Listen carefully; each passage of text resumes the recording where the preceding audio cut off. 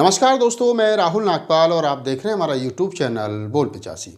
आज भारत के सदन में भारतीय वित्त मंत्री निर्मला सीतारमण ने भारत का बजट पेश किया। ये मोदी सरकार का अंतिम बजट है क्योंकि कुछ महीने के बाद चुनाव होना है। मैंने सोचा कि शायद इस बजट में कुछ इस देश के दलितों के लिए, पिछड़ों के लिए, गरीबों के लिए, किसानों के लिए, माइनॉरिटी समाज के लिए, उनके जीवन को बेहतर बनाने के लिए शायद कुछ बातें, शायद कुछ रास्ता वित्त मंत्री के इस बजट से निकलेगा। लेकिन हुआ वही जिसका सबको पहले से पता था। सोचा गया था कि शायद कुछ नई घोषणाएं होंगी, इस देश के आम जनमानस के जीवन को बेहतर बनाने के लिए सरकार कुछ ठोस कदम उठाएगी, लेकिन ऐसा कुछ नहीं था। हर बार की तरह मोदी सरकार का ये अंतिम बजट भी ठीक वैसा ही रहा जैसा पिछले 10 सालों से देखने और सुनने को मिल रहा था। इस पूरे बजट को अगर आप देखेंगे और ख़ास तौर से वित्त मंत्री का भाषण आप सुनेंगे तो आपको पता चलेगा कि पूरे बजट में कुछ नहीं है, वही एक मायाजाल, वही रंग बिरंगे सपने और कोई ठोस कदम इस भारत के आम जनमानस के जीवन को बेहतर बनाने के लिए नहीं है। मैं एक बात और कह सकता हूं कि इस पूरे बजट पर एक बात तो कही जा सकती है। अगर वादों की बात की जाए तो सरकार जब केंद्र सरकार में आई थी, जब मोदी सरकार 2014 में सरकार में आई थी, जब उनकी सरकार बनी थी, तो उन्होंने जो वादे किए थे उन वादों पर थोड़ी सी अगर हम नज़र डाल लें तो आपको याद आ जाएंगे और आपकी मैं दुखती रख पर हाथ भी धर दूंगा। बताइए, मोदी सरकार से सवाल करिए कि वो 2 करोड़ नौकरी का वादा करके सरकार में आई थी, वो 2 करोड़ नौकरी मिली।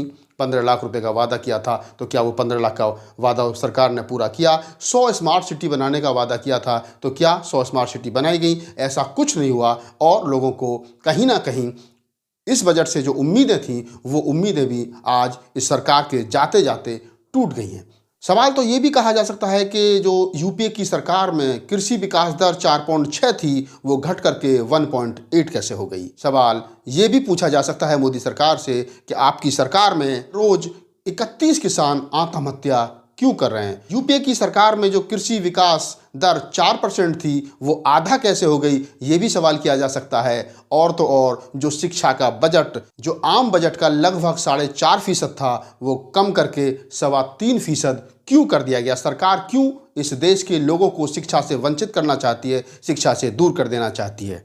कुल मिलाकर मैं ये कह सकता हूँ कि SC, ST, OBC और माइनॉरिटी गरीब समाज के लिए इस बजट में कुछ नहीं है। सरकार कहीं ना कहीं लोगों को और देश को गुमराह कर रही है। लोगों की जो बेसिक ज़रूरतें हैं, रोज़मर्रा की महंगाई, रोज़मर्रा की परेशानी, जिससे आम आदमी रोज़ 2-2 हाथ होता है, उसका क्या हुआ? उधर दूसरी तरफ कांग्रेस के बड़े नेता राहुल गांधी भारत जोड़ो न्याय यात्रा निकाल करके लोगों में एकता, प्रेम और भाईचारे, सद्भावना का जो भाव है वो भरने की कोशिश कर रहे हैं। कहीं ना कहीं इस देश की जमहूरियत, लोकतंत्र, संविधान और संविधान का preamble, we the people of India, हम भारत के लोग, उसको बचाने की कोशिश कर रहे हैं। ऐसे में राहुल गांधी की भारत जोड़ो न्याय यात्रा से लोगों को एक उम्मीद बंधी है कि आज से 50 साल पहले, 30 साल पहले, 20 साल पहले, 15 साल पहले, 40 साल पहले जब कांग्रेस की सरकार हुआ करती थी, जब आदमी MA, BA 10वीं 12वीं करने के बाद में महानगरों की तरफ आता था तो उसको रोज़गार मिलता था, उसको नौकरी मिलती थी, उसके हाथ में 4-4, 3-3 नौकरी हुआ करती थी। वो सोचता था ये वाली करूं या ये वाली करूं।